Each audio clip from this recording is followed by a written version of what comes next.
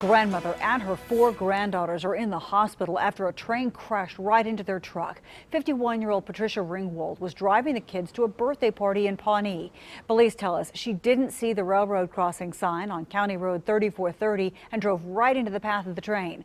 Emergency crews managed to get everyone out of the truck alive and flew them to several hospitals for treatment.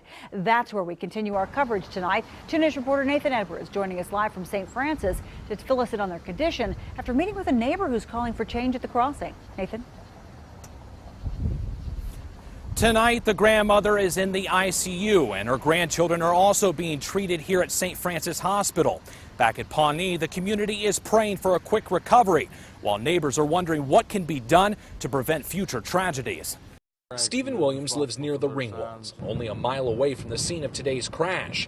He is always worried about the safety at the crossing. I mean, you got a train coming. I mean, it would sure be nice to have something there to tell you it's coming. You know, at least a warning or a heads up or something like that for sure. It definitely needs attention. Here's the problem. The only thing warning drivers about the tracks are metal signs on each side of the road. There need to be something done. I mean, really do. Just a light or a crossbar. I mean, they got them in town. You know, we don't live in town, but we got about as much traffic anymore as what town's got. Williams told 2 News the trees and embankments around the tracks are also a hazard to drivers. But troopers say these crashes can be avoided with a simple stop and look. These people probably traveled across this railroad track 1,000 times. Just stop. Stop and make sure it's clear before you proceed, because the one time, and unfortunately this was that one time for them, they crossed and there was a train there. Williams hopes something will change as a result of this crash.